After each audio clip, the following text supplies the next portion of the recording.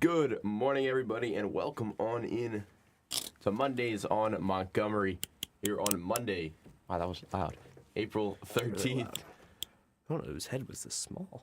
So, They were a lot really of people high. at the station. But as we welcome you in here, Max Blakelock, Charlie Halleckman over there, and Jason running the YouTube as always. Good morning, Jason. Good morning, Jason. We'll give us his wave. There it is. But wow, a lot to talk about in both the Temple sports world and the sports world in general. We will start with Temple, but give you a quick rundown of everything we got to talk about today. The Cherry and White game was Saturday. A lot to take away from that and look forward to for the Temple football team. Temple basketball sees some changes through the transfer portal, both on the men's and women's side, both positive and negative. We'll break that down. And then we have our Cherry check-in, where we check in on everything Temple athletics. Big Dan will be here at 8 to talk about the Flyers. We brought in our Flyers expert for the biggest game that the Flyers have in the past, once again, 6 the biggest years. game. Seems like the biggest game is always the next, but this one, The fact that it's still really the biggest is game is something. It's exciting. The Sixers have officially clinched the 7th seed and will be in the play-in, host the Magic on Wednesday down in South Philly. We'll talk about that. The rest of the NBA playoffs. Then the NFL draft is almost here. We're counting down the days at this point, 10 days away from our draft show at Fieldhouse, along with the NFL draft in general. So we'll talk about that. Talk about some huge sports moments that happened this weekend. The Masters, Rory McIlroy went back-to-back for the first time. Somebody has gone since Tiger Woods in 2001 and 2002. The Phillies offense still struggling. I got a stat to talk about when we get there. But we won't get there until later, so stick around for that. But for now, we're going to start with Temple football because Cherry and White game was this Saturday at 10th and Diamond at their football facility. And it was a great show out. I was there with Dan and Troy on the call, so we had a good time. A lot of people there, some alumni there. Evan Simon was there. Cameron Stewart was there. And then it was great, really, in general, to look at the team as a whole and kind of get a real feel for what this team was going to look like come the fall. So, I was going to say, you're going to need to fill me in on it. I think it's see much at all, or if anything. I'm happy to talk about it. I was giving a pause. I wasn't sure if you had anything to say. I saw Jackson Smolik had a good day and looked like the number one. Yeah, I think the offense definitely won the game in general. Defense held its own in the second half, but the first half was all dominated by the offense. But when it came to the quarterback battle and the quarterback conversation that everybody kind of wanted to talk about, it was all Jackson Smolik. He was out there with the ones from the start. Johnny Shepard got a little bit of time with the ones later in the first half, but it was pretty much all Smolik. And Smolik, like you said, had a really good game. 241 yards, 3 total touchdowns. And that's really an exciting thing to see for this Temple offense with the ones. And that one offensive unit is explosive. That was the words I saw. 15 and 19 with 3 touchdowns. That's explosive offense right there. Yeah, they have a lot of guys that are going to be really fun to watch this fall. And I can't wait to end off my time at Temple in the fall with hopefully a bowl game. But, it's very early. Did this last year. Temple was starting off hot. I mean, that's the goal, though. That's like that. That's the line now that they want to get there. I think that is the line and more. But you can only achieve one step at a time. But I think the hype around this football team is the most that it's been, at least in my time here, and probably, since they made that bowl game in 2019, the last time they made a bowl game, started 2-0. So I'd say the hype last year was there, but it was different because it was a new coach, a coach that wins, and we found out he comes in and wins, and that expectation was, all right, this team can be better, but then there were also the people that was like, oh, this team's going to get 3 wins again, which rightfully so. It was a valid talking point to have. Yeah, But and they were really close. I mean, it was they should have had it. They were a tackle away we were against on the call Navy. for both of those. The Navy game was brutal. The 4th and 1 run up the middle, and then going for 2 to basically seal the deal. And then the Army game was rough. Slow dagger.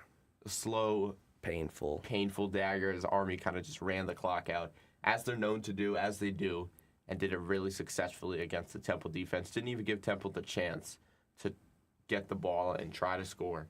But in terms of the quarterback battle, like I said, Jackson Smolik, the Penn State transfer, he looked confident, he looked comfortable in Tyler Walker's style of offense. And he sat there, he seemed he had control of that offense. And he sat in the pocket and made some really good throws. And that's something that's really exciting to see from a quarterback perspective, because I think both of these guys are good. And Shepard had his moments, but I think there were times where Shepard just missed a throw just by a little, or maybe made a decision a little too quickly before really surveying his options. There was a lot of pressure by the defensive line, which maybe had some impact there for Shepard and for both of them. But Shepard especially, it was often what I was seeing when I was there on the call, and we were pretty high up there with all the alumni and the athletic staff. So we had a great view of everything up there. So from what I saw, it was a lot of Shepard, drops back, looking one option. As soon as he doesn't, he's looking to move. And I think sometimes that is okay, but there were a few drives later in the game. I think his last drive was probably my favorite drive that I saw out of Shepard, because he really sat in there, fired some really good balls. A few were dropped, and that's okay. It's spring. That happens. I was going to say, I see 6 for 21, and I'm like you'd see that and you're like, oh boy. Yeah, there were a few drops, but it's still, 6 for 21 is about kind of how it felt, to be honest, because there were a lot of incompletions. No turnovers. It was a lot of turnover-free play, which was nice. Yeah, a few throwaways from the quarterbacks, which I was telling Troy while we were on the call. With a young quarterback in college, that's something that it can sometimes be a win, because if you're rolling out trying to do too much, you throw, a ball that you think there might be a window, but you're not 100% sure. And that's when you're watching the game and you go, when there's a turnover. What the heck is he doing? So sometimes a throwaway can be a win, in my book. And what Keeler said, you win the turnover battle, you win 70% of the time. Yes. And couldn't be more right about it. Yeah, but you could definitely see that this team is not yet a finished product, and Keeler emphasized that in his press conference. He said, we're definitely an unfinished product, but we've made progress. And I think that is... I hope they're not a finished product yet. Yeah, you never want them to be a finished product in the spring. That's what he said. Unless every player was returning, then you hit that peak, but nope, That's not how it works. I see JoJo Bermudez, though, 3 receptions for 80 yards and a touchdown. Yeah, Bermudez had... he is that explosive playmaker, but those are big numbers right there. Bermudez had a deep touchdown run. I thought I went to my page for I wrote down notes during the game, but I went to... This is the same notebook I must use for Army, so I have, the touchdowns for the Army game. Gosh. Ironically. I was like, run. Evan Simon, touchdown run. That didn't happen yesterday. Yes, run, like the rarest throw for Army. Run. That game was, that's brutal. It was a rough game, that Army game last year, but they'll bounce back this year. They go down to Army in 2026, which will be exciting to see. It was a deep touchdown off the sideline to JoJo Bermudez, and it was the biggest play of the game, the most exciting play of the game as well, and it was something that it felt like was brewing. I think we said it last year time and time again, but this year even more than ever, JoJo Bermudez is a playmaker, and he's a big play waiting to happen, whether that is starting the drive with a punt return and setting up the offense in good field position, or getting him the ball, on the sideline and letting him do what he has to do, or just finding him in stride. And that's exactly what Smolik did along the far sideline, up the right sideline, and he did the rest for a big touchdown. Another guy that's explosive, Sam Brown, the transfer from Rutgers. That's what I've been hearing as well. I heard he's big. I heard he's big. I heard he's that running back. And And I don't know how somebody that big can move that fast. Nope, I don't know. I was but 27 on offense does everything, and he was emphasized in the presser by a lot of guys. I mean, Colin Dinkins in his press conference at the end was like, at 27 on offense is really, really good. But also the defense we can talk about, and not sure what exact clip you're pulling up, but there was a clip at the end of Keeler's press conference. Yeah, you got it up perfectly. Talking about, a lot in the presser was asked about the offense, quarterbacks, playmakers, a little bit about the defense. But Keeler ended his press conference and walked out with this. Anyone else you want to talk about? We're good? All I will say is we had a trouble blocking number 10 the entire spring. He was a headache. And again, I couldn't say that normally. I can say that now because no spring portal. Okay, thanks, guys. He slammed the table hard with the mics. Yeah, number 10, and that would be on the offense. I had it written down during the game, like he is everywhere on the field. Jalen Joseph, the edge, he had 4 tackles, but he seemed like he was in the game everywhere. Number 10. I was looking for that on the offense. I was like, is that a wide receiver? Number 10 as a D end. 10, yeah, outside linebacker, D end. He was the defensive line in general was really locked in that second half. Not sure what exactly Brian Smith said to them, but 4 unassisted tackle. Wow. Yeah, and I mean 4 tackles. You see that, and you're like, I mean, in a spring game, that's pretty good. Yeah, but like it seemed to me like he was at the ball every time, whether it was caught or whether it was in the backfield. Jalen Joseph transferred from Lafayette College last season. He had his whole college career so far at Lafayette. Last season, he had 23 total tackles, 7.5 sacks, and 3 forced fumbles down the Patriot League. So a big jump from Lafayette to Temple, but still a really exciting pickup for this team. And I'm really excited to see what he does because he was everywhere. And this defense in general, there are a lot of new faces, especially, defensive line-wise compared to what we saw last year. It was a lot of Cameron Stewart really over there was the main guy that we saw. But in terms of the secondary, the young guys kind of stepping up, and I'm really excited for what we've seen from them. I mean, Denzel Chavis is there. Why can't I think of his name? We just talked about him. Adrian Lang, just completely spaced there. Avery Powell as a safety. And then you still have guys like Pooh Lawton who's around. Shout out to safety Jack Paisler from Council Rock North High School. Really? Preferred walk-on, not will be going into his junior year, unless he redshirted 1 year. But 3 assisted tackles the other day, though. So you went to Council Rock North? The Council Rock North High School. There's no D in there, but yes, Council Rock North High School. Horrid football team. Oh, well, you got a Temple player, so. We do. Brothers, too. James Paisler, who ended up transferring in from Ursinus. Wow, look at that. See? The fact of the day, you wouldn't have known that if you hadn't tuned in to Mondays on Montgomery. And then Reggie Jones with 3 unassisted tackles, though, with a tackle for loss. Look at that. Jojo Bermudez, though, in his press conference was asked about his. I don't think I put it on there, but I can talk about it because I had written it down in my notes.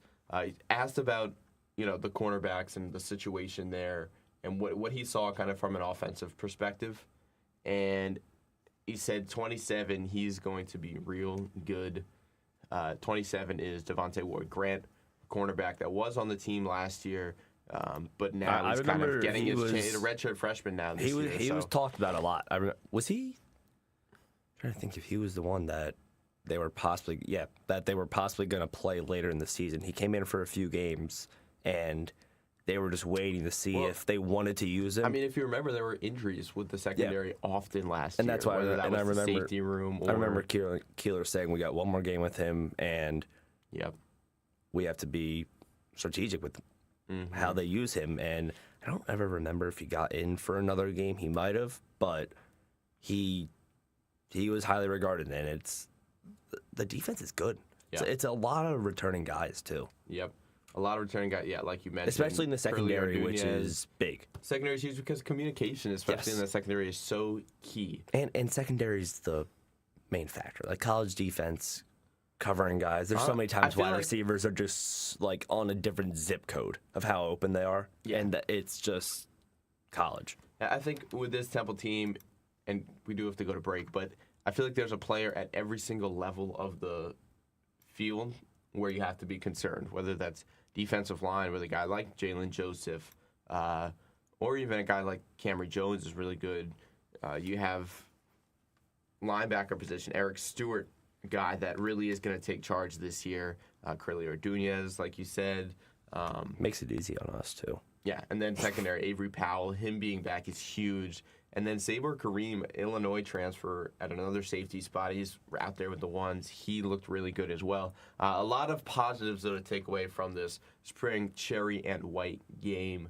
But when we come back, we'll talk some negatives because some Temple basketball favorites have transferred and entered the transfer portal. We'll touch on that. But the women's team did bring in some exciting names. We'll touch on that as well. Don't go anywhere. Mondays on Montgomery. We'll be back in 4 minutes. All vinyl, all weekend. Vinylthon returns to WHIP Radio from April 18th to 19th. Your favorite hosts will spin records all weekend long. Celebrate music's iconic format with WHIP Radio from April 18th to 19th.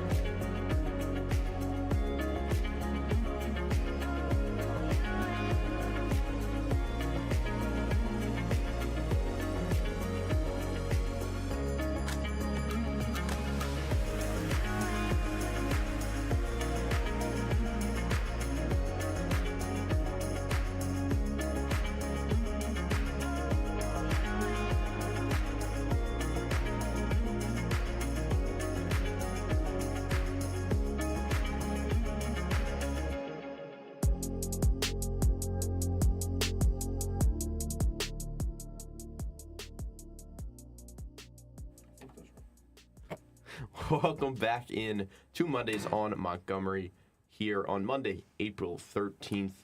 When we left off, we talked about the spring game, the positives, a lot of positives, not really any negatives to point out. You always want positives heading into the offseason as we get ready for the fall.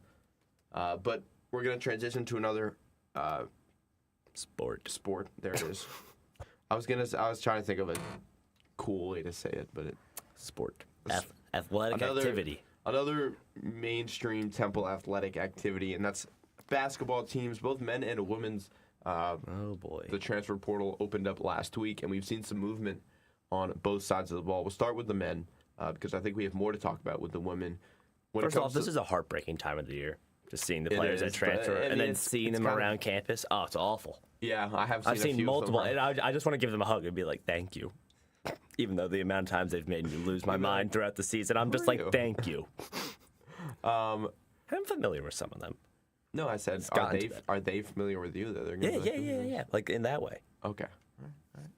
The one that I'm happy that I've gotten more familiar with recently though is still on the team though. So, boom, that's huge. But when it comes to the men, in Tobias and Temple's sophomore, been with the team for 2 years, entered the transfer portal. Babatunde Dorodola has entered the transfer portal. Jemai Felt has entered the transfer portal. Spencer Mahoney has entered the transfer portal. And Connor Gall has entered the transfer portal. Oh, see, I saw Connor Gall last night.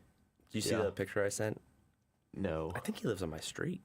He might, because he was a walk-on, so he doesn't live with the athletes. Well, they don't live in a specific spot. No, but the athletes get housing, I believe. In the Nest? In the Nest, and I think Vantage. I guess that would make sense. I could be wrong. No, he would get housing though now. I don't know because he's not on scholarship. But yeah, there it is. Yeah, no, I saw him though, and I was like, oh, it's Connor Gall. Celebrity around campus, whether he knows it or not. But he has to. He will know now if he doesn't. But in terms of those, I mean, realistically, 3 of those were players that played every day. Connor Gall didn't play, but he was a big locker room guy. Spencer Mahoney got in a little bit, but he was not. Film that he posted was awesome. Yeah. He's like, entering the transfer portal, hit my line. I mean, I would love to see Connor Gall do something great at a D2 school or maybe even a small D1 school. I don't know exactly what, he's going to go to a D1 school. But it's going to be a D1 school, and I don't know. I mean, when he came in, he wasn't terrible. No, I mean, at times, he had those. He made the team. Yeah, and he had those options. I've realized he was a walk-on sophomore year. It wasn't even freshman year. Yeah, he didn't walk on freshman year. That was even more impressive. He walked on when Adam Fisher came. Did not walk on with Aaron McKee. I guess that's smart, walking on with a new coach. A new coach, yeah. I mean, it worked out for him. Spencer Mahoney transferred. He had transferred in from Cal. Now at Temple, did not play very much. Was not great. Interested to see what his path could possibly be. I don't know what he expects, to be honest with you. Did we say Felt? I said Mahoney. Oh, Mahoney? We'll get to Felt. Struggled. Yeah, I just don't know exactly what where he goes next, but that's up to him, and we wish him the best after his time here at North Broad. But we'll move on. Jemai Felt, the latest Owl to enter the transfer portal. He did just last Thursday, I believe, is when it was. Felt came in, started off the bench and then got that starting role early into the season. Big guy, averaged 3.8 and 4.1 rebounds per game. 3.8 points, 4.1 rebounds a game in 23. Bless you. I'm sorry, I tried to hold it in. There it is. It's the allergies are here. Allergies are here. Wow, that just woke me up. That came up quickly. Yeah, I tried to be like, all right, I'm gonna sneeze. It was I couldn't even say anything. But he transferred. He has 2 years.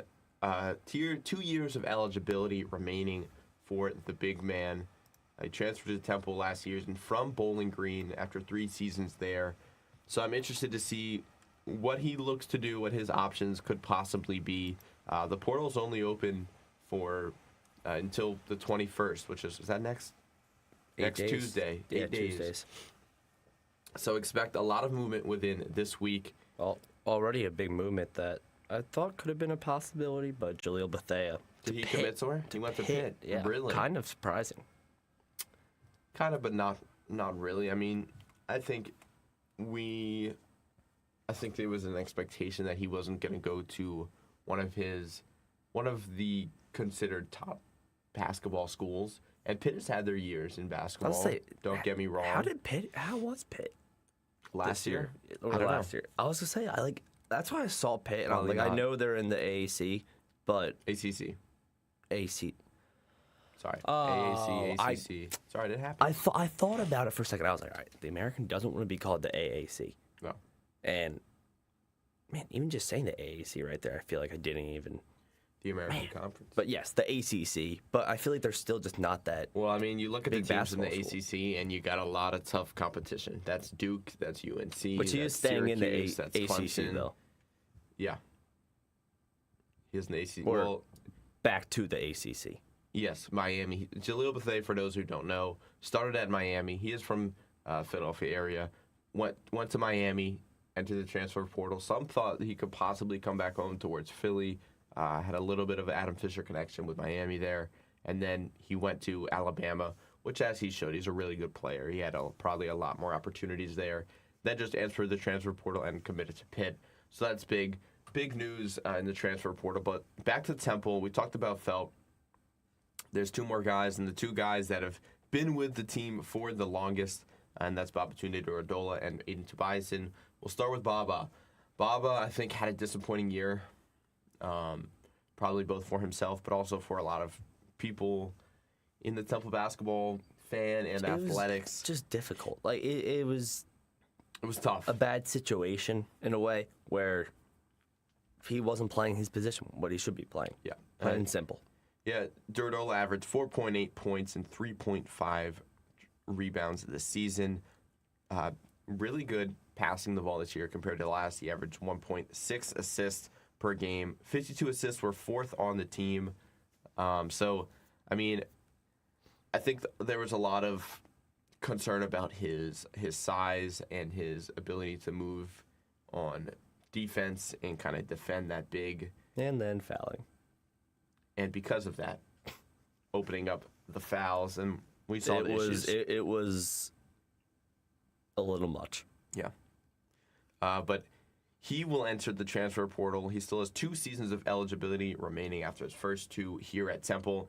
Interested to see where his possible options could go, because I think, he'll still be D1, but I think it's probably more likely that we see him at a smaller school in terms of...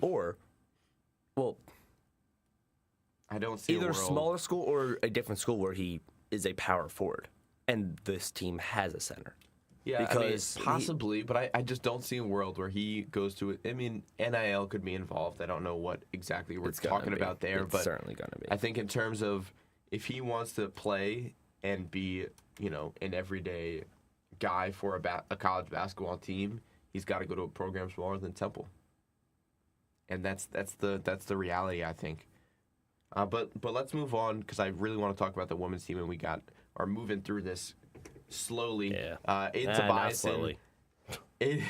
Well, we are moving through it slowly. We got 5 minutes left. We're moving through it slowly. It's going fast, though. It's going fast. Aiden Tobiasen entered the transfer portal. The sophomore, he averaged 15.3 points per game. Temple's second leading scorer, big jump from his freshman year, where he averaged 4.8 points per game. So somebody that really a lot of Temple fans loved, and it was kind of inevitable that he was going to leave. I'm sure he's gotten a lot of offers. Unless they gave him money. Unless Temple had money to give. So if you're listening and you're a donor, use it. The football team's getting money. I know there's names out there in Philadelphia. We're in Philadelphia. It's Temple basketball. If you want to keep in Tobiasen NIL fund, I'm not sure exactly how the donation goes, but just talk to your people. Just find a way. Contact us. We'll make it happen. We'll reach out to we'll Arthur. We'll help. Arthur Johnson. He's speaking to my class coming up. Really? Mm-hmm. It's exciting. Or is it? But it's could be exciting for me. Yeah, you kind of knew this was going to happen. It's unfortunate. I think he really, it's somebody that they both Temple and him have a great relationship. I think it's something where he knew, he loved his time here. Probably would have loved to stay as much as we he were can, lucky but that we got 2 years of him. I was going to say, as fans, broadcasters, we were lucky that we had him for another year because he was a big factor in the team. Definitely, but I expect him to go to a bigger program and have a bigger role carved out for him, depending on what he wants. I mean, he could go to a big program and come off the bench. He could go to a bigger program, a little smaller than big, and probably start. But I just gotta hope it's not a Zion Stanford situation where you go I to think Nova, big school, get a lot of money, and there's a do connection nothing. with Zion Stanford, same agent as Zion Stanford. So I think something that he There's should also be the aware questions, of could is Zion come back? we'll see. Zion Stanford also done I'm with open to it. Villanova, I'm so open to we'll it. see what happens there. But in terms of, I don't see it happening, by the way. No. But I don't want to get into that because we got to move here a little. But in terms of Aiden Tobiasen, I would love to see him carve out a role on a competing team. That would be fun to watch, easy to root for. But let's move over to the women's side of things. The women also saw 5 players enter the transfer portal. What is that? What are you doing? The buzzer. You scared me. You got to give a warning, first of all, to me, to everyone listening. You couldn't see the big purple. Maybe Was it loud Jason for you? jumps. I didn't know what you were doing on there. You couldn't I'm see the not loud purple questioning. button. I don't know why it's purple. It's kind of disappointing. Yeah, but your mic is covering the word buzzer. So I didn't know it was a buzzer. I thought you were just... Ah, I see. Anyway, wow. Sound effect now, everybody. Well, it's a big moment. Wake up. The Mondays on Montgomery World. We could probably get Big Dan with that. I think we have sound effects in the system, but whatever. Okay, the women's team transfer portal. We also seen 5 players enter.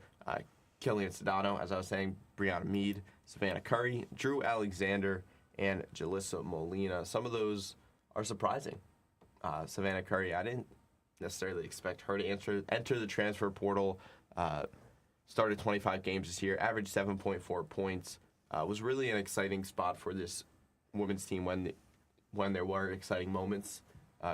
But I think a takeaway for this women's team is that they were able to, so far, No, Kayla Turner and Tristan Taylor. I think if they were going to go, they probably would have entered already. Yes, and I think also and same with Sanaya Craig. And I think the names leaving Savannah Curry, Brianna Mead, Drew Alexander, Killian Sedano. I think a lot of guards off the bench.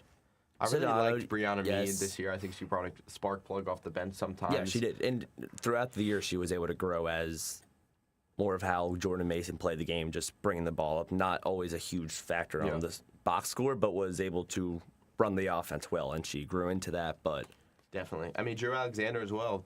Well, that was either points, you're 100% shooting or she's not even close. Yeah. And I think so. When she got hot, though, she did not miss. Definitely, but with the news of the women's team losing some players, they also have gained some as well. And one player that they gained is a Philadelphia basketball star, at least in the high school world, and her name will be, in terms of Philadelphia basketball, we'll talk about it for a while, the all-time leading scorer, broke the city scoring record for boys and girls basketball in high school with her 4 years at Auden Reed Charter High School with 2,666 total points.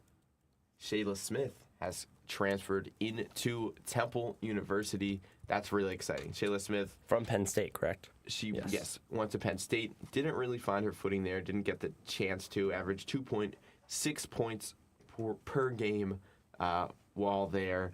And she didn't score a point after December 31st. That's kind of crazy. I'm not sure exactly how many shots she shot after December 31st, but according to the TTN article here from Colin Schofield,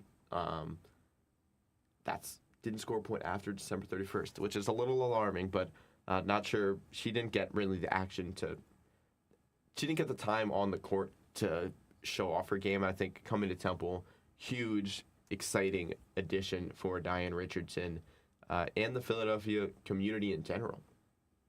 So I'm really excited for that. And the other transfer, Timo Grice committed to Temple, former Arizona State forward, Temple's second addition in the portal. 6'5" center. That's Wow. yeah, Oh. that's big. It's averaged 1.9 minutes, 1.1 points. So didn't really play a lot. She missed the entire freshman year due to injury and played in just 8 games as a redshirt freshman this season. So there's a lot of time for her in terms of eligibility, and she joins a front court that lost Jalissa Molina and can join Sanaya Craig, Felicia Jacobs. So there's a lot of excitement with the women's transfers that they've Coach been Rich able is to going to bring work. in. I guess once Meek Mill comes around, you got to go to work. Yeah, Meek Mill did make an appearance at Temple Athletics, but I'm really excited about Shayla Smith. I mean, she is somebody that was a lot of stories about her and the excitement of her in high school, in college basketball, in the Philadelphia basketball community in general. So we see her around a lot. And she's headed here to the Learcore Center for next season. But when we come back, we have our Cherry check-in, so don't go anywhere. Temple will be right back. Mondays on Montgomery, we'll be right back with more Things Temple.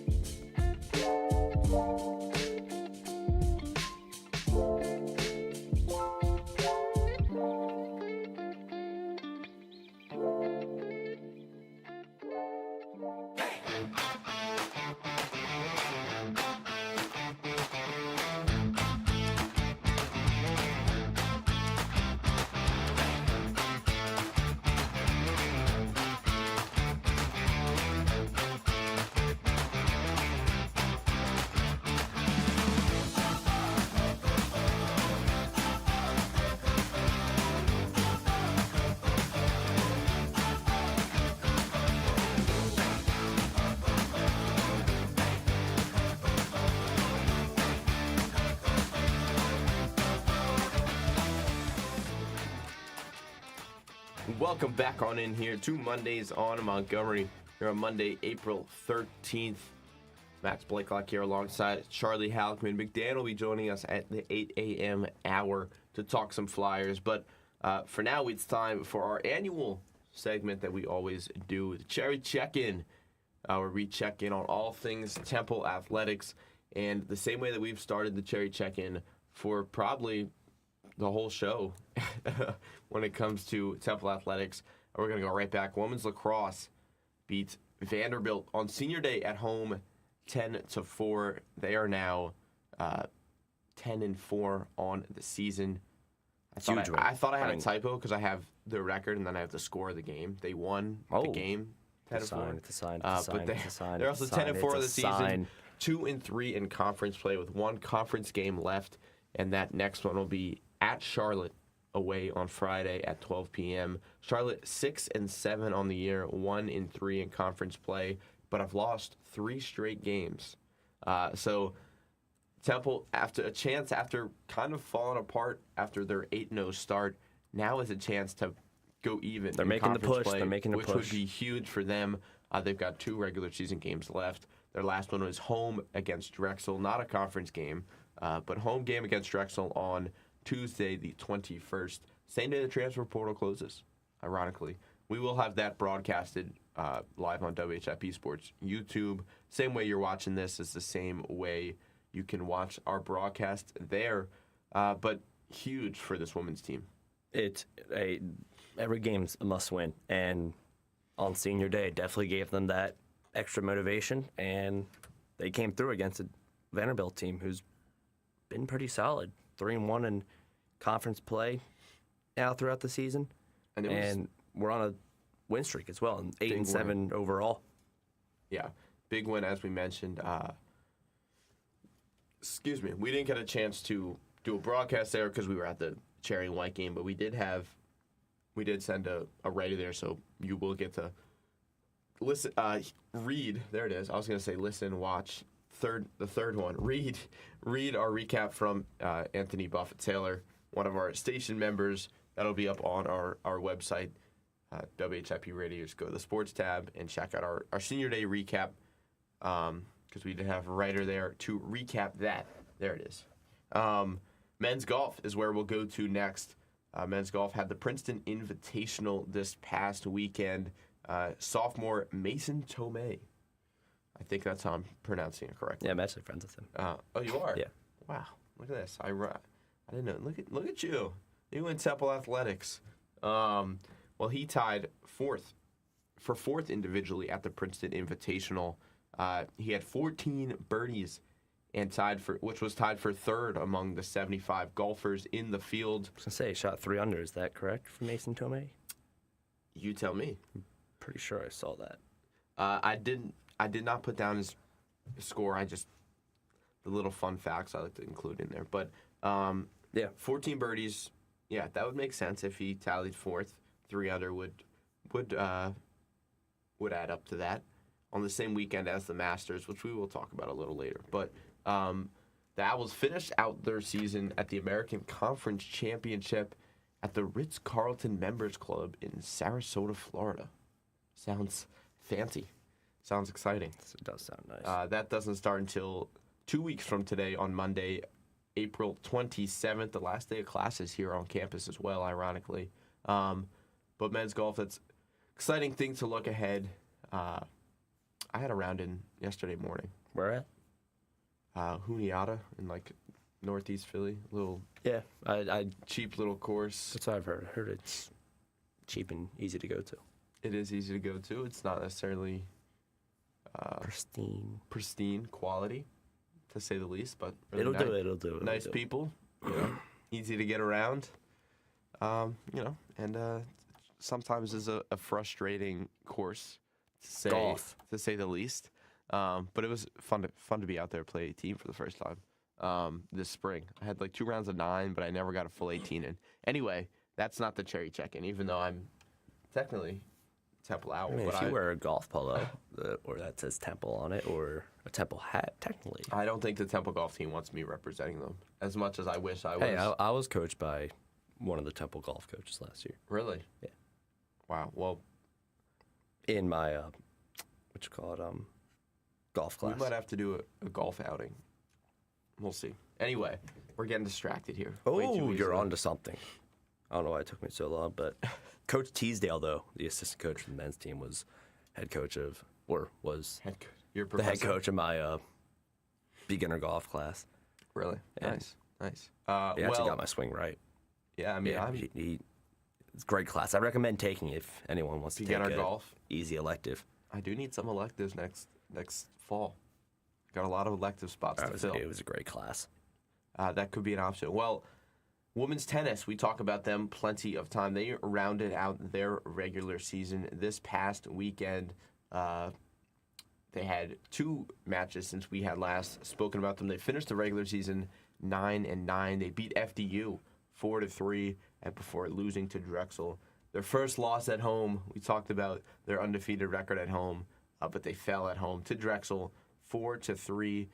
They have the American Conference Championships this weekend, starting the 16th to the 19th.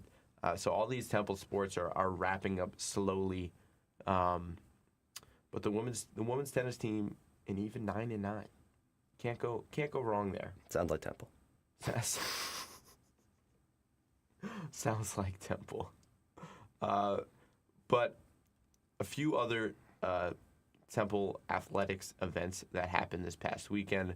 Women's rowing finishes 2026 Connect Cup. I hope I'm saying that right. That's I read it as well, Dalton Connect, so Connect Cup. I don't know how else you would say it.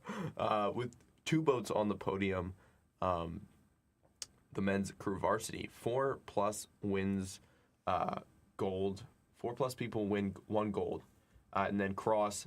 They had a meet this weekend, I guess is what you'd call it. They had people set personal records across the whole weekend in general. Oh yes, at the Bison it is Classic. It is a meet. It was split. So they had some at the Bison Classic and some down at the South Florida Invite. Their next their next meet is going to be at Virginia, the Virginia Challenge this Friday, April 17th, and then I believe Penn Relays are the weekend after, the weekend of the 25th and 26th. A really exciting Love event. Penn Relays. Legendary. Have we talked about if you've been there before? Have we talked about that? Have we? I mean, I grew up right down the street from it. I live right but you've down the never street. been there before? No, I've been there. You I have haven't been gone Penn in Relays. years, but I went a few times as a kid. It's awesome. I was an alternate once. Wait, in high school? No, elementary school for St. Andrews, CYO. Back to my running They days. have elementary school kids there? I know they have middle school. Like my middle school would go and do the Penn Relays. I think it was when I was in Must have been middle school, yes, because it was Elementary it was school would be CYO, so kinda it was crazy. like from kindergarten, if Through basically you were 8th good grade. enough and older, through 8th grade. Yes, That is fair. Yeah, our middle school definitely had a team there. the I atmosphere talk around about that area, athletics. I'm not necessarily the fastest. I don't though. All right. have the Bunch of guys aren't need for fast. speed, so I never really got into track. But I recommend though, if you're around for some reason, to go around Franklin Field area and just the atmosphere. Not even inside of it. Like, there's a really whole fun there's a weekend. whole festival basically set up, and then you had the Jamaicans taking over Philadelphia, and it is awesome. You'll feel Exciting. Jamaican by the end of the day. You'll feel like one of them.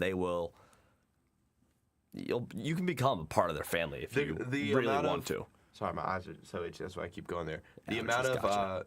culture and the welcoming attitude that Philadelphia has for so many sporting events is so special, and the Penn Relays is just one example. Because you get people, like you said, people from Jamaica. You have people from a lot of different countries, and people from across America as well. Some of Quincy Wilson, a Olympic star, 16 years old, or I don't think he's 16 World anymore. star. He was 16 years old Yeah, when he was in the he's a world Olympics. star now. World star now. He is often there. He was there last year. You got a lot of as our guest just entered the studio. You got 10 minutes until you get him on air. So a lot of talent that comes into the legendary Franklin Field where the Eagles used to play. Penn now hosts It's now Penn's Field, so Penn Where plays the Eagles there. won an NFL championship. In 1960, they did. It's cool to say I competed on the same platform. I've played there. Oh, for Frisbee? We had, yeah. Mm-hmm. We've had a scrimmage there. Speaking of, we have 5 minutes. We can talk about our club sports. I'll let you. No, you can go first. No, you can go first. I have good news. I want to let you get the bad news out. Well, men's baseball struggled this weekend. Lost 2 of 3 to Delaware on a field that was. Blaming the conditions. Look at this. No, talking about Michigan being a cheater all the time. It was a valid reason, and I don't think we're going to, but you could technically protest or challenge because the mound from home plate to the pitching rubber was 56 feet. 4 feet short. Wow. Which is a big difference. Yeah. And to be honest, I didn't notice a ton of it while catching, but I actually kind of did. There were times where there were some off speeds that were must have affected something, especially as a that catcher. It was starting late, and they were finishing because the pitchers can't adjust, but it would start late and not fully break in all the way. And you could see for some of the pitchers, like just the way they threw and how I've caught them, I'm like, all right, maybe it actually did start late, but field was terrible. Umpires in Game 1 and Game 3 were horrid. Some of the worst calls I've ever seen. There was a foul ball in Game 3 that was a game-changing play that opened it up for Delaware. 6 feet foul. 6 feet foul. I was in the bullpen warming up after I caught Game 1 of Day 2. Actually caught pretty well. Went 0 for 2 though with a ground out and a line out to second base both times, but it's all right. It was difficult, but it happens. Slumps happen. It's not as long as first at bats I've gotten in a while, but no, there were a lot of strikeouts though, which part of that is definitely the mound, and a lot of guys that were late that on the team aren't guys that are consistently late, and we're late. Yeah. And the kids weren't throwing super hard on the other team. It's just the ball's going to get, it's 4 feet. When it's a foot, it's a significant difference sometimes. But then you have 4 feet, that's bad. Definitely. And struggled. I call it well, though. But love to see it. We get the men's baseball team goes to, I don't want to say men's baseball team. The baseball team is going to. Baseball team. You got to emphasize that they're club. You don't want people thinking Division I club. Wrong thing. Correct. But head down to Virginia Beach this weekend coming up to face Old Dominion to exciting. That'll be fun. Wrap up the spring season. But yes. Nice. Well, the men's club ultimate team won their 7th straight conference championship in a row. First off, expect more from the baseball team next fall. All right, loved it. You heard it here first. Expect a lot more. And we'll check back in on Mondays Montgomery in the fall. This team's better than what we were. Team. But the Temple Men's Club Ultimate Team, Division I as well, won their 7th straight conference and heads to regionals in the first weekend in May 2nd and 3rd, but dominated pretty much throughout the whole time, as expected. I was going to say, as expected. They should have beat Westchester in the final in a 12-8 game, so a little closer than some might like, but definitely a positive overall. Dominated Villanova, beat Drexel, and this year I think the competition for the ultimate for the conference was better than it has been in the past. I think my freshman year was very tight between Lehigh and Temple, but this year Lehigh's kind of fallen down. Lehigh ended up in 5th place, which they came in as the 5 seed though, so that's okay. But Drexel has improved a lot. They finished in 3rd. They came in as the 4 seed. Were able to beat UPenn, and UPenn has a really good young player that's on the professional team as well, but wasn't enough for him. And his name's also Max. So can you jump high? Me? Yeah. And it looks like we're gonna head to break, guys. Well, it's a legit question. Can I jump high? Because during the Welcome Week events or whatever it was, the Temple. You did see that. They had the jumping thing out, which was absurdly high. Yeah, we got a lot of people coming out. We had a, I don't even know what it's called. Basically a stand with a frisbee up top, and you could go higher and see how high you could go to grab it.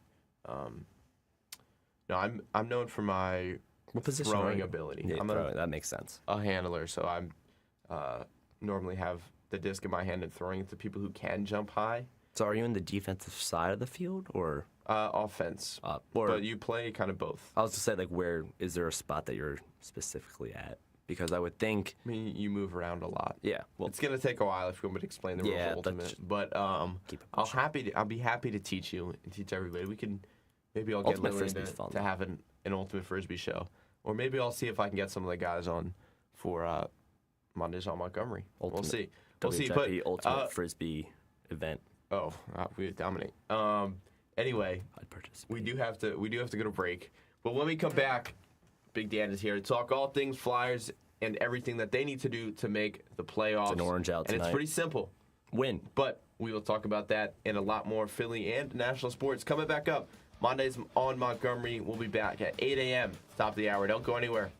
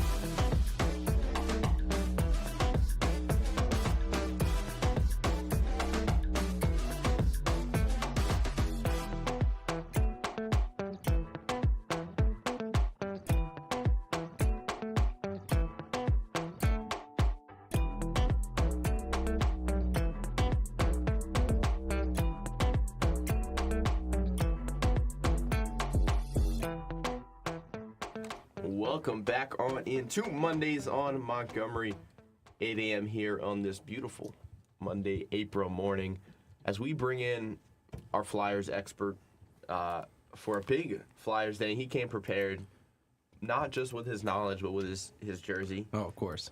His energy. He's woken up and ready to go. Flyers play tonight. Big one. Yes, I do.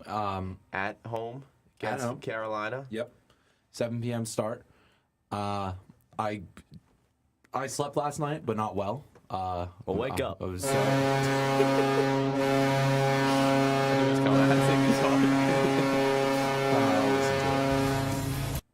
I listened to it. Good morning. That woke me up. Charlie, I unintentionally robbed you there. Correct. Yeah, that was a good one. But anyway, I was waiting for a good point. I got I just you. needed you to come in and just go, Flyers. No, but that was perfect. But no, I The mission is simple, though, right? Yeah, mission is simple. Win. That's what's nervous. I mean, it's so simple yet it's so challenging. As I put in the rundown, they're 0-3 against Carolina. They've lost in overtime 3 times to them. They haven't beat Carolina since 2023. Yeah. Well, technically did beat them this year. That's a great point. They should have beat them in the second game of the season when Bobby Brink scored in overtime and Sanheim got the goaltender interference. That was goaltender interference. Yeah, that was one of the worst. It was heinous. That was one of the on the worst side of goaltender interference I think I've ever seen, because I remember the image of the defender pushing him into the goaltender, and then the goaltender just. It was a nice shot by Brink, but not even attempting to save it. And then the other two, they lost to back-to-back days. One was in Carolina, the first one. The second one was in Philly in the shootout, which is hard on its own to lose twice in 2 days to the same team in a shootout. But the moral of the story is win. Well, yes, but Seems to be I'm just going to say win. worst case scenario. Knock on the door. Knock on the wood. Oh, that's the wood we have. Never thought of that. Yeah. You can get a point with this team. You have done it 3 times. At the end of the day, you do need 2 points. That makes Win. I mean, I agree. Of course, I agree. But that makes tomorrow much easier. Yeah.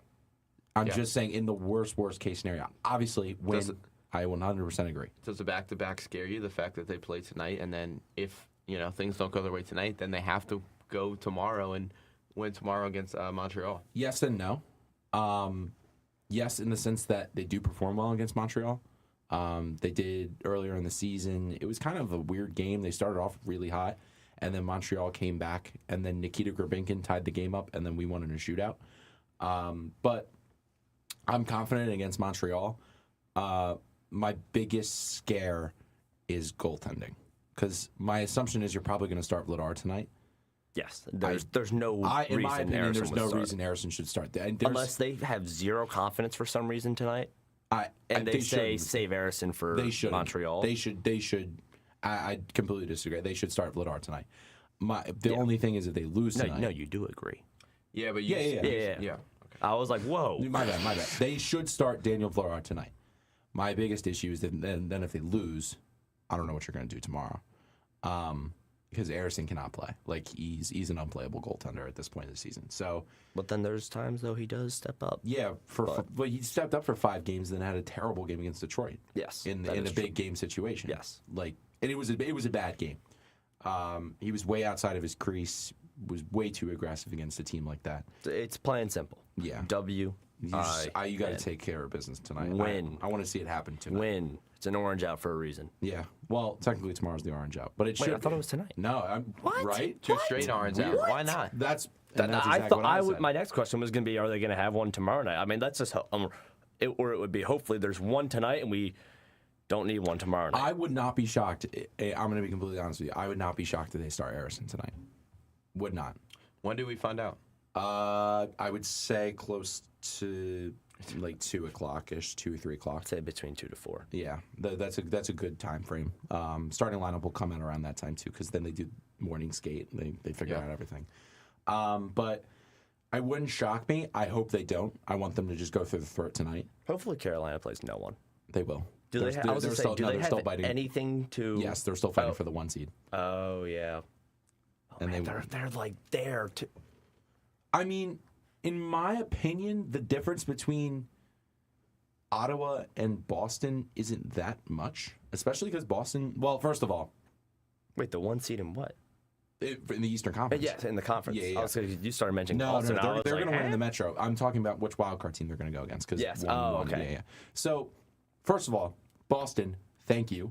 I love New England, and I love everything about Boston. They helped especially both the Duncan. Sixers out, too, last Yeah, exactly. We're clipping that because that's the last time you're ever saying I'm that. not, yes, exactly. That's the last time I'm ever going to give Boston their flowers and the part of New England. But they beat Columbus last night, and the Celtics beat. Who did they play last night? The Magic. So thank you, Boston. But anyway, the difference between them and the Senators isn't really different right now.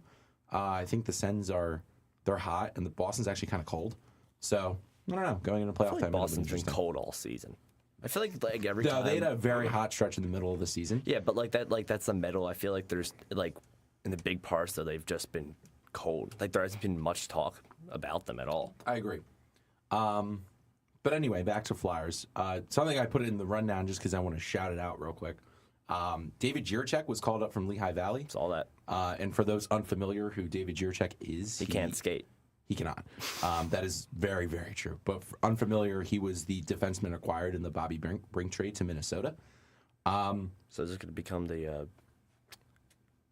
David Jiricek So Fan club? what something else now? what's the expectation with him coming up though? You know, Max, I really have no idea. A lot of following. This is one of the first times where they've done something. Especially this close to the Exactly. possible playoffs. Precisely. Like, this is one of the first times they've done something, and I kind of don't have an answer for it.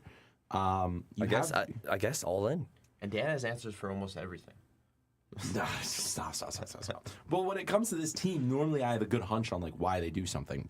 And as like Charlie would with like the Phillies or the Eagles, and you probably would similar with the Phillies, Eagles, Sixers, and but I'm not saying you wouldn't with the Sixers either. But I was just shouting out Max a little bit.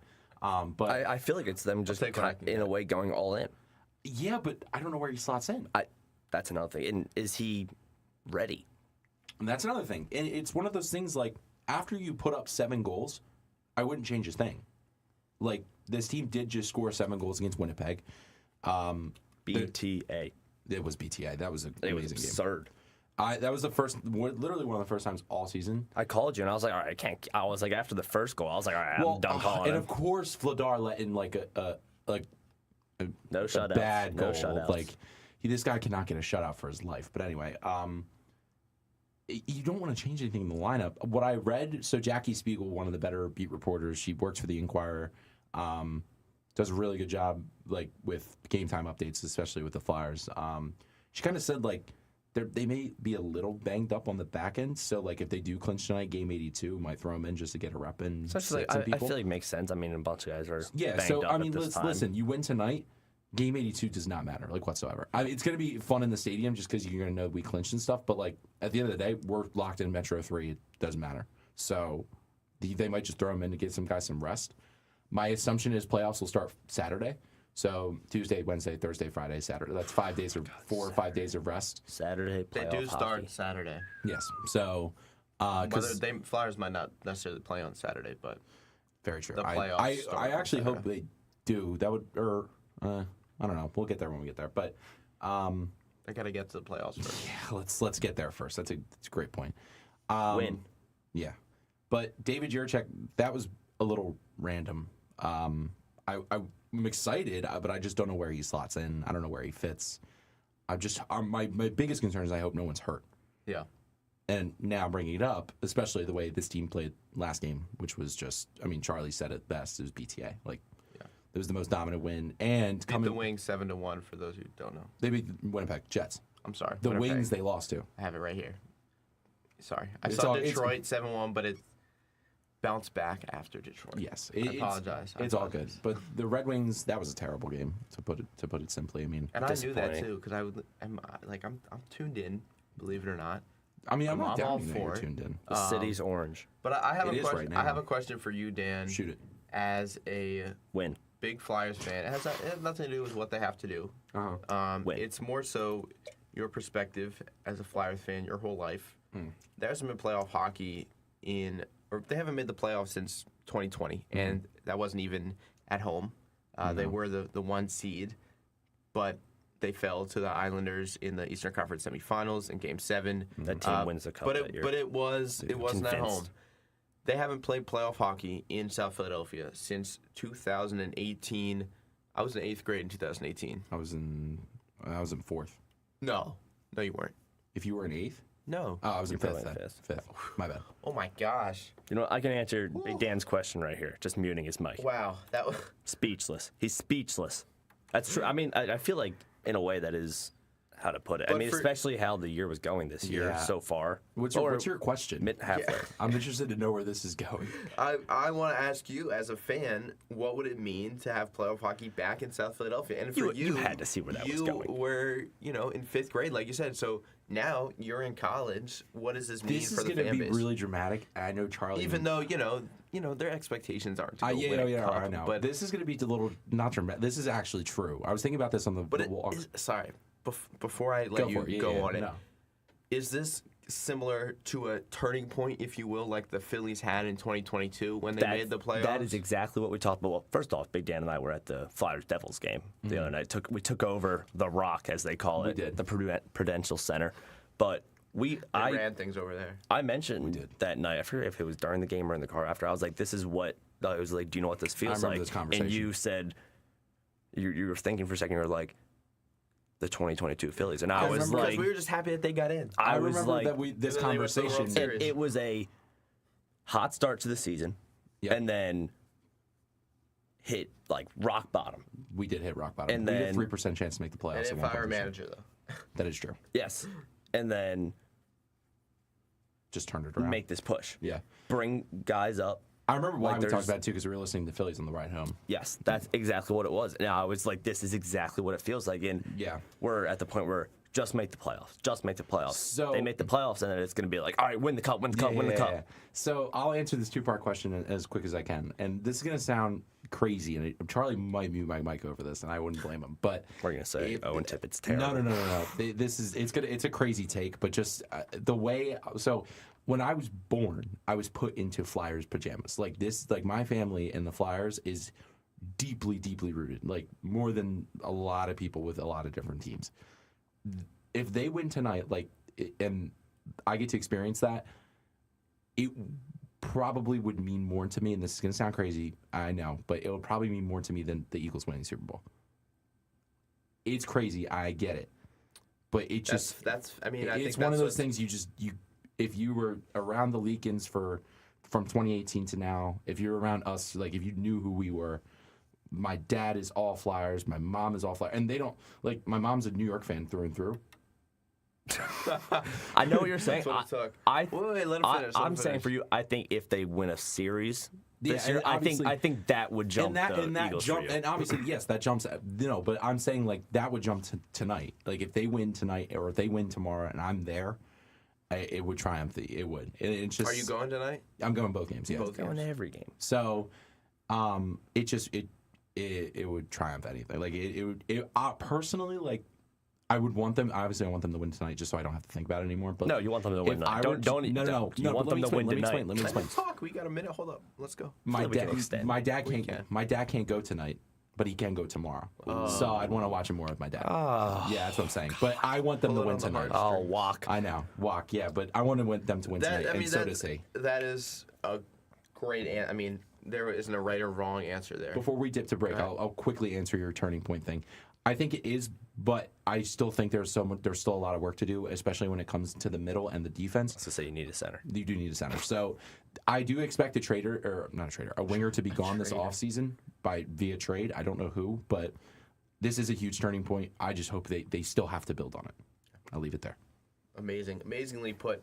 Yeah, very exciting, and that's what makes sports so special. Like you said, grew up. We're putting a Flyers onesie.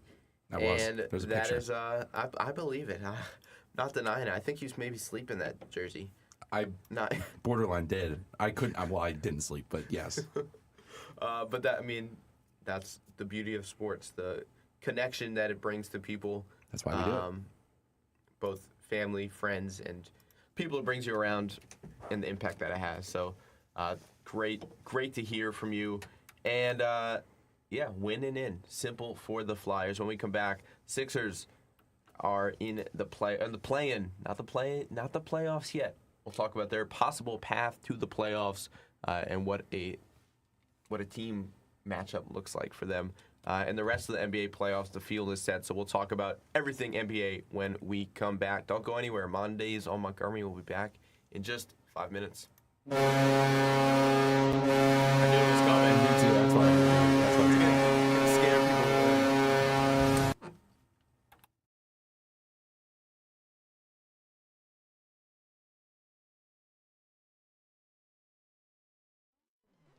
All weekend. Vinylthon returns to WHIP Radio from April 18th to 19th. Your favorite hosts will spin records all weekend long. Celebrate music's iconic format with WHIP Radio from April 18th to 19th.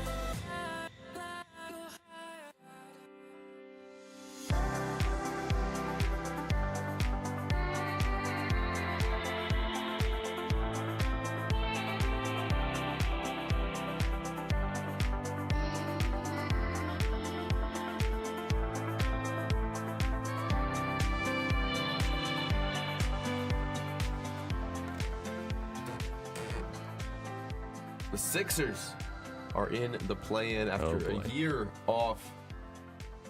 Here we go. I opened again. Twitter, the first tweet. The Sixers are 17 wins away from a parade down Broad Street. I don't even care. What's how many wins until we get through round 2? 2. To round 2, 5 technically. Oh. So, yeah. All right, so like 8. We shall see. We shall see. Yeah, my whole feed is all Sixers. My hope for the Sixers playoff run is to last long enough to get me to Google what is the fastest you can recover from an appendectomy. At least once. Wow. Which is very true, very valid, because Joel Embiid, for those who may not know, if you don't know yet, he woke up on Friday with stomach pains or Thursday, excuse me, not Friday, Thursday, and you just feel for him. He has appendicitis, needs to get his appendix removed. That's not even something that you can Control. What are you even going to do? I know people that have had, appendectomies It's ridiculous. and have had to deal I feel with it. so bad for him. Like, Really Max, I bad have a for question him. for you. Yes. I know it's early in the segment, but this has been on my mind. This is a hot topic, and I really want to know. And Charlie, obviously, for you as well. Okay. After this year or next year, should Joel Embiid medically retire? No. You got to think about his life. He's not going to. He's not going to. It's if the Sixers will No. make him medically No. retire. No. And I think it's definitely on his mind. I think there's no denying that. Why are you so staunch on it, Charlie? Why are you so Because he no, wants to play absolutely not? so bad, he will not let them do that. Yeah, but- and if they do, it will be a absolute nightmare from the Sixers organization. I just think but you got to think I'm thinking. I know it's not the same in age, but I'm thinking like Jason Kelsey. He can barely bend over to like pick up his kids. And I know basketball is not football, but Joel Embiid's been through hell. And he has a kid. He has a life. It's you got to think of sometimes. I know we just talked about how beautiful sports is, but you got to think about a life outside of it. Of course. Sometimes. But at the same time, I think this year with some of the injuries and him sitting out, I don't know if they've been as bad as years past. No. Even though the amount of times he's been out, I think it could be just you sit till the playoffs and just you get in healthy. But and then You got to get in. unfortunately the appendicitis. That was Yeah, so, and I I feel think so bad for him. Things were starting to turn the corner, if you will. You just put up 'Cause, I mean, 35 against Wembanyama. And there were times I bet he could have played some back-to-backs. And it was just, I mean, he made it known. He said, I want to play. I want to play against the Wizards. He went on Twitter and called said out it, Daryl Morey. And he said, ask Daryl Morey why I'm not playing. So there's definitely frustration brewing within this organization, as I feel like it has been for years. And I was looking at tickets this morning on my way over here for Wednesday night. $25 is the cheapest ticket. No way. I might actually go. Wow. I think I'm going to go, but I think that just shows how, what a shame. Because Sixers tickets used to be the hot. Well, that's also the plan. It is the plan, but But That's I mean, important. yeah. it's really important. And I think, I said it's a shame that tickets are so low, but I'm not surprised because at the same time, it gets some crazier fans in there. this Could fan be. base is sick of the same thing over and over again in terms of the team. And not Joel Embiid specifically. I think they blame love him. Joel Embiid. You can't really blame Joel Embiid. I agree completely. But it's very, very frustrating that there's not really a light at the end of the tunnel this year. I don't see a world, and maybe I'm too harsh on them. I just don't see a world in which you go and beat the Celtics in a 7-game series, especially when you're missing Joel for at least the first 2, possibly 3 games. I agree, and I think Tatum being back, and I think Brown has had a terrific year. Jaylen Brown has played much better. As much as I don't like him, he did have a great year And this Joe year. Mazzulla coaches the hell out of that team, yeah, they're You saw a it machine. You saw it last night against Orlando. Yeah, That was all of the bottom of the bench guys for the Celtics. They're a machine. And they fought and clawed and won against a fully healthy team against Orlando that was fighting to get that 7 seed in a home game. So and they were unable to do so. They're just a machine. So I agree with Max, especially with Embiid being out, which not his fault. I don't say it either. And again, I think a momentum kills me killer. to say it, but it's just. Yeah. I think a momentum killer, and I know Jason's probably going to stand up and laugh when I say this, was the McCain trade.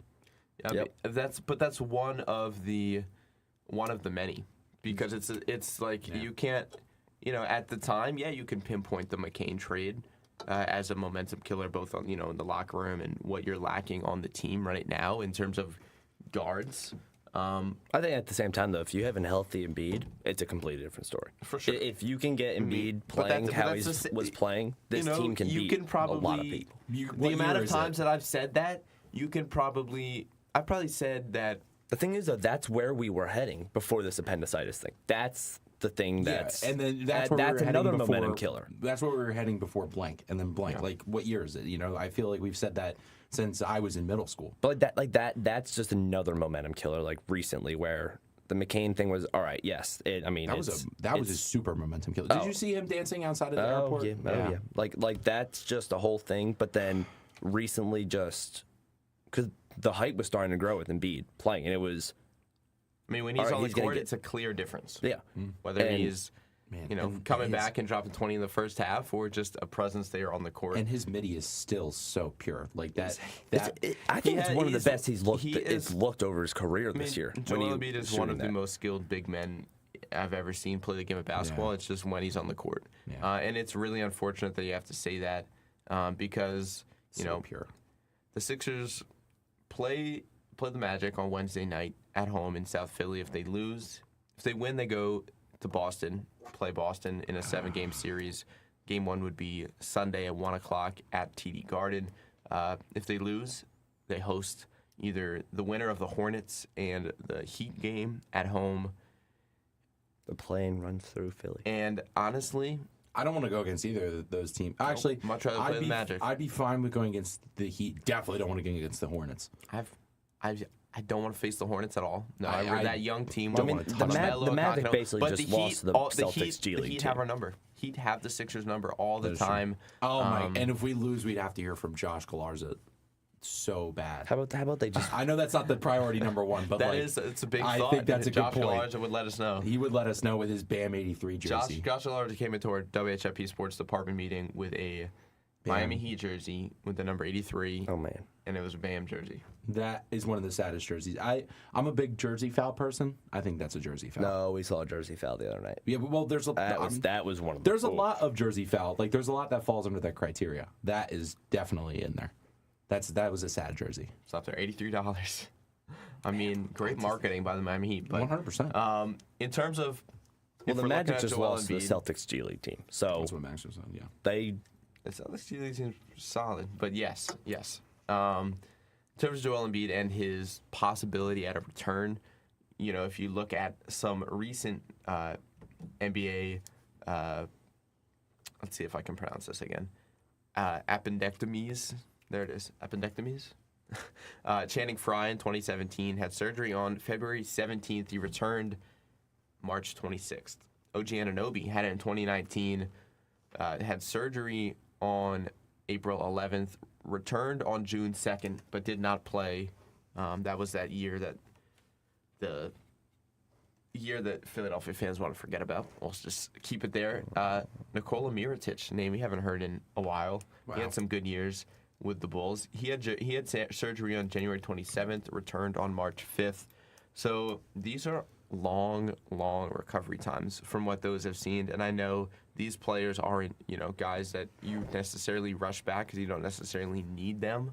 But the average time lost for it's 23 days, which is 10 games. Yeah. So I think it's unlikely. Yeah, we might not see him for the rest I think of it the is year. unlikely, but if there's anybody that's going to push and do everything he can to get on that court to give his team a chance, it's going to be Joel. And if we're looking at a possible schedule for that series, it would. You're not going to know the schedule for what it would be like until you have the exact matchups. But if the Sixers do win on Wednesday night, like we said, Boston would be At Boston, Game 1 would be Sunday. You'd assume Game 2 would probably be Tuesday. Game 3 would probably be either Thursday or Friday. I'm going to guess Friday. And then Game 4 would probably be next Sunday. So if you can get one, maybe you get them for Game 5. There's a realistic possibility. I know this is a little off topic, but at that draft show on Friday, we were watching the draft, the Flyers, and the Sixers. Oh God, That's happened. That is Well, that hasn't happened with the Flyers, but But it is very possible that is the case. If the Flyers start Saturday, it would be Saturday, Monday, Wednesday, Friday. yeah, 2 years ago when we had our draft show, the Sixers and the Knicks, that series was going on, and Joel Embiid dropped 50 points during the first round of the NBA draft. Remember watching that? We were watching the draft. We're on the TVs, but some people had their phones, and I was definitely checking in with the. I will be tapped in with the NBA. But yeah, if we're on the draft show, our focus will be the draft. Don't worry, but we'll definitely provide updates. Oh, for sure. But anyway, yeah. So in terms of the playoffs in general, with the first pick, score. yes, we did see some movement in terms of what the bracket is looking like. Yesterday, the Hawks moved down to the 6th seed. Toronto, the Hawks lost to the Heat, and Toronto won. And because of that, Toronto has a tiebreaker against Atlanta, and now Atlanta's down to the 6th seed and facing New York. It's exciting. That's exciting. I think that's going to be a lot better of that's a gonna be matchup. a fun series. But no Trae Because Young, I really, Trae Young is in Washington. Train him back. But I think this Atlanta team is a really fun team. I really like watching them. Jalen Johnson, CJ McCollum. There are. Who would have thought? Who would have thought? Yeah, but do they beat the Knicks in a 7-game series? I don't think so. I don't think so. The Knicks are really good. But a few days ago, they had a fantastic. Oh my God! That scared me This is so the second time bad. it got me with this. Why did? First of all, turn down the sound if you're going to do that. Wasn't super loud in Wow! mine. Every It was time very I loud on also ours. loses my train of thought every single time I. So hear you're talking that. about the Knicks a couple days ago, or the Hawks a couple days Last ago. week they had There we a go. Knicks and the Hawks played. CJ McCollum hit a half-court shot, but it was just a second too late. Don't you dare click it again right now. Cricket when it's Um, meant for. But Cleveland faces Toronto in that 4-5 matchup, and then the 1 seed Detroit, their matchup will be one of the 4 play-in teams we don't know yet. And then on the west side of the bracket, the Western Conference, OKC got that 1 seed, San Antonio with the 2 seed, Denver, Minnesota, 3-6 battle. That's fun. So fun. I mean, Ant and Jokic, these 2 teams always go at it. I cannot wait for There's this. going to be a fight in that series. There could be. Maybe. It's going to happen. And then 4-5, Los Angeles and Houston. The Lakers, obviously, I really want the Lakers to do. they be only got successful. LeBron. I know. LeBron He's been playing really well though. He's averaging like 28, 12, That's and LeBron. 7. That's why. So, He's the yeah, GOAT. no Luka, no AR. We don't know what's going on there. Unlikely we see them return. AR, Anthony Davis. Oh, not Anthony Davis. Austin Reeves, back injury, and then that was worth a buzzer. I was ready for that one. And then Luka Doncic with a hamstring They'll be injury. back at one point in the playoffs, but it's just a matter of getting there. I think this is, though, a fantastic first-round choice if you're the Lakers. You get to play a Houston team who is hot as of late, but wildly inconsistent. wildly inconsistent, and lacking a true point guard. Very true. The way that I see Although, it. Missing Fred VanVleet which heavily. Thompson is it? Asar or Amen over there? Amen. He just had the most efficient 40 ball I think I've ever seen in my life. Ben Thompson is great. I really like watching If him he play. can develop even the slightest of 3-point, if he could shoot 32%, 31% from 3, Yeah. he would be insane. Just as long as he I really like that knows- Houston team, but I just don't see a world. I feel like last year they were better even without KD. I agree. I Kevin agree with Durant. that. Maybe KD is the issue. But in terms of the playoffs, I'm really excited for this one this year because I think I could see so many different teams coming out of the East, and that's what makes it really exciting for me. And the West, I think OKC and San Antonio are the clear favorites above everybody else. Yeah. But Denver and It's that insane. team is always going to put up a fight. How Golden State is in there at 37 and 45 at the play-in. I mean, That it's is- like that the is Eastern Conference a absurd. few years ago.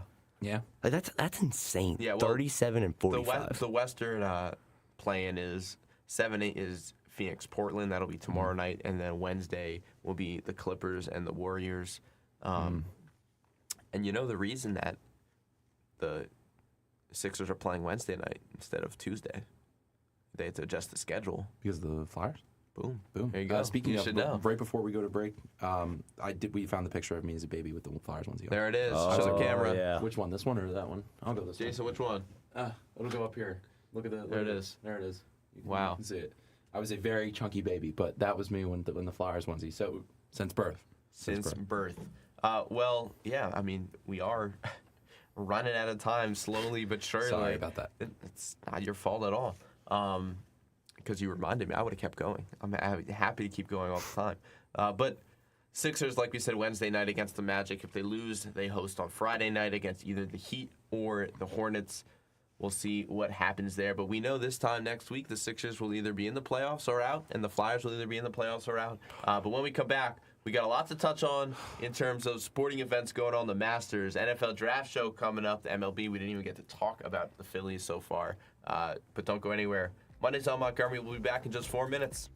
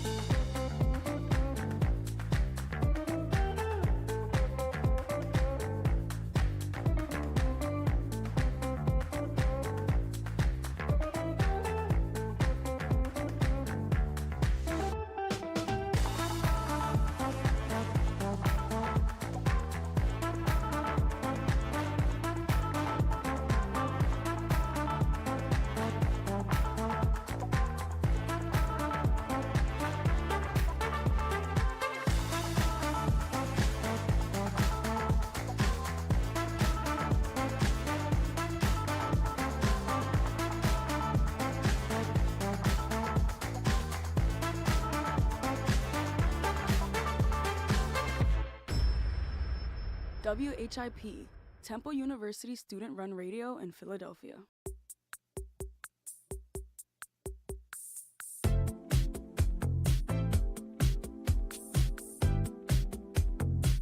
I want to be part of the band.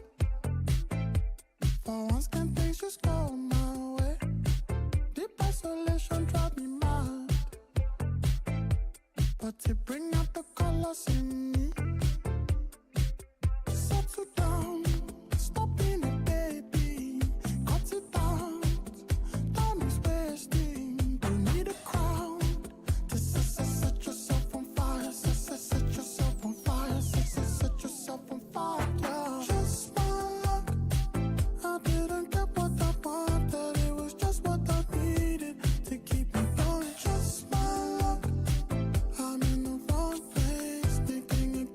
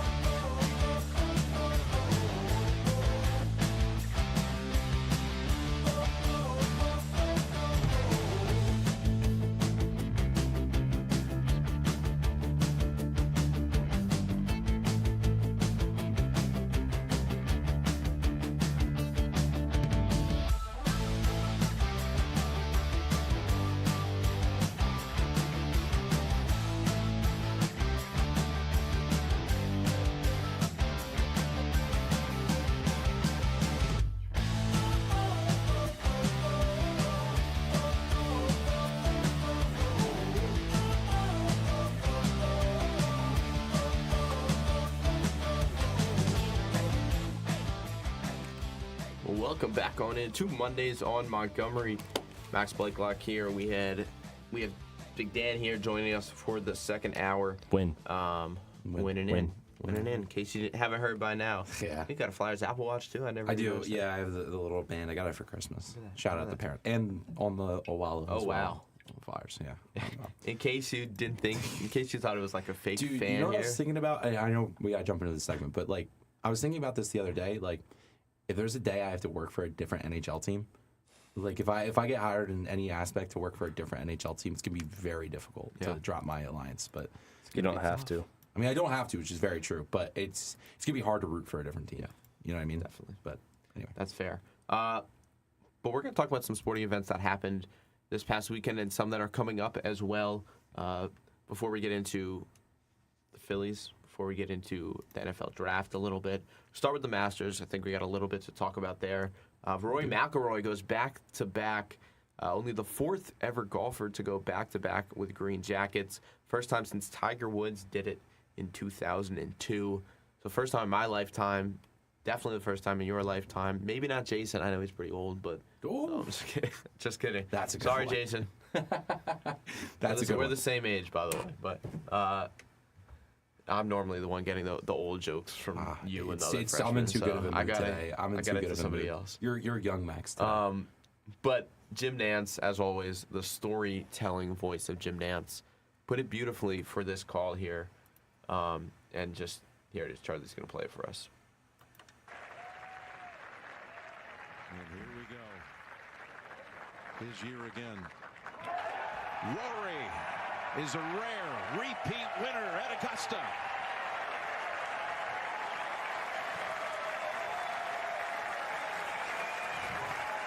All right, yeah. The chants of the crowd, He does such a good job. the emotion. Rory McIlroy, a rare repeat winner at Augusta, a guy that had struggled for so long to get that green jacket, finally got it. Almost choked again. He almost Almost choked. did. That was the Terrible. That was the most stressful bogey I think I've ever seen in my life. Like, tough. I don't know how you could have almost messed that up, but Got it done, though. yeah. I mean, he was dominant on Friday, struggled a little bit on Saturday in his round, let people get back into it.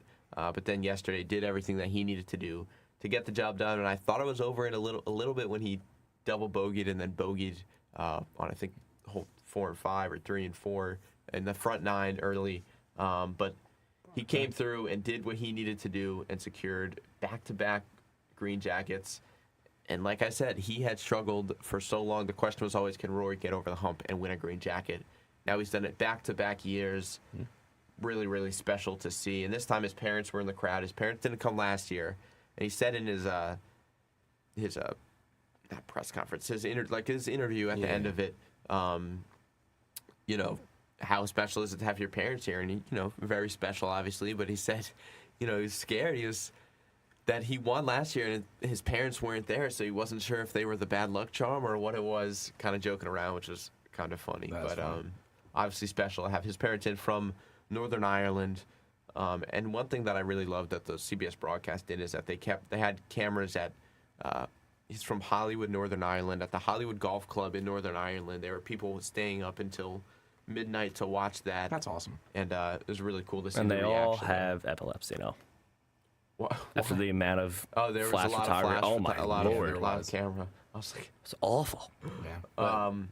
Incredible. but yeah, incredible, great sporting event. One of the greatest of the year. I think there's nothing like it. Yeah. That's what we should have done. We should have done our top 5 sporting events in all of. We did this Oh. last year. You remember? Yeah. I think your dad called in. He did. And we couldn't get him on the phone. But we have a new phone system now. Anyway, yeah, I mean, just such a great, exciting moment. And now the next major championship is in Philadelphia. Yeah. At Lower Merion for the PGA Championship. I'll be working that. Wow. Yeah, I got a utility job for Why are it. you just telling me this? And how can I come? I can figure it out if there's All still right. opportunity. Sounds good. But All right. yeah, Great. me and a bunch of my buddies, we're getting an Airbnb and we're working for CBS. Wow.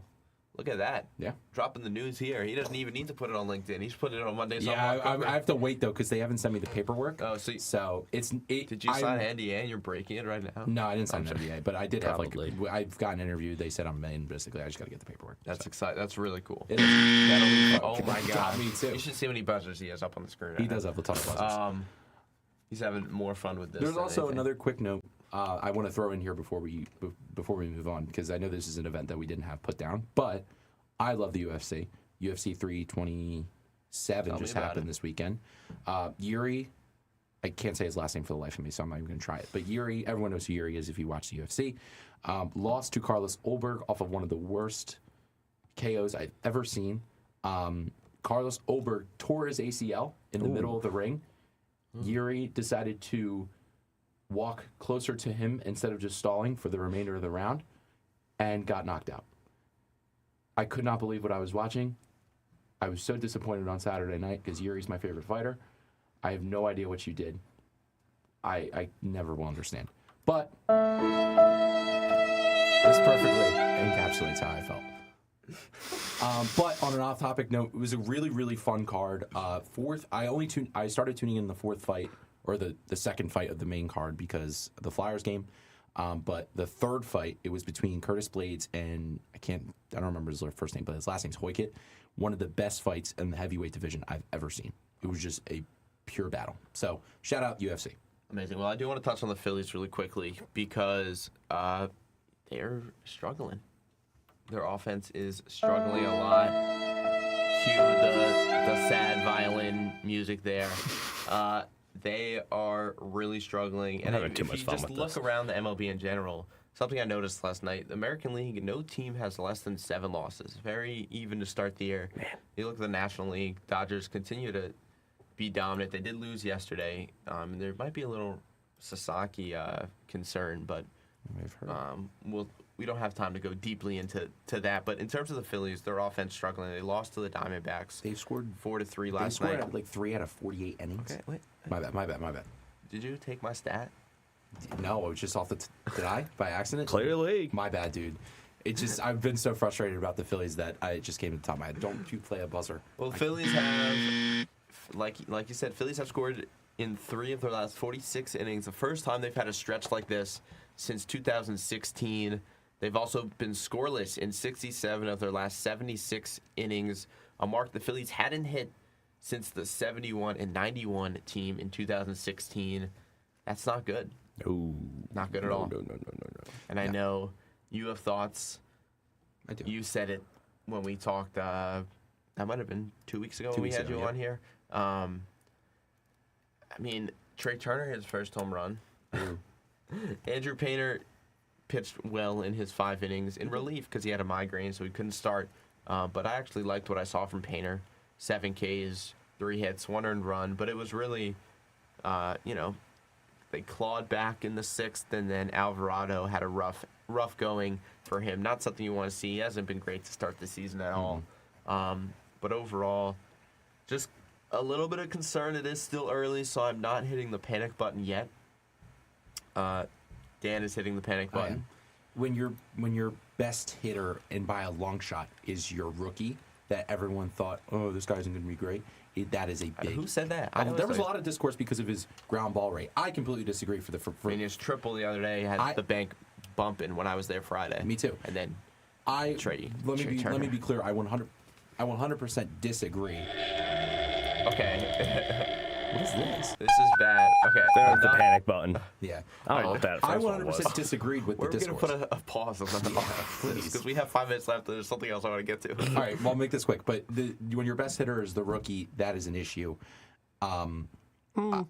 When you can only score in 1-run increments, that is also an issue. Yes. And there's this hitting staff. Kevin Long should be long gone by now, but he is not.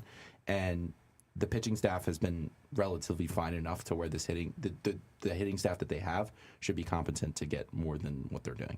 Yeah. I'm very disappointed, and I'm very nervous for the rest of the season. Well, thank you for that.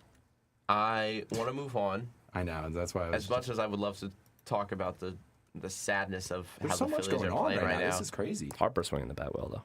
Yeah, There is plenty going on. Ever since the Flyers.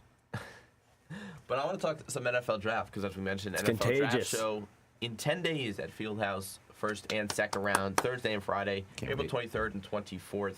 23rd at 8 p.m. is when the draft starts. 24th at 7 p.m.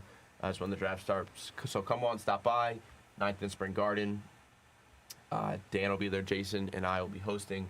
A lot of guys will be there. It'll be a fun time. Come chill and watch it. But I want to talk about.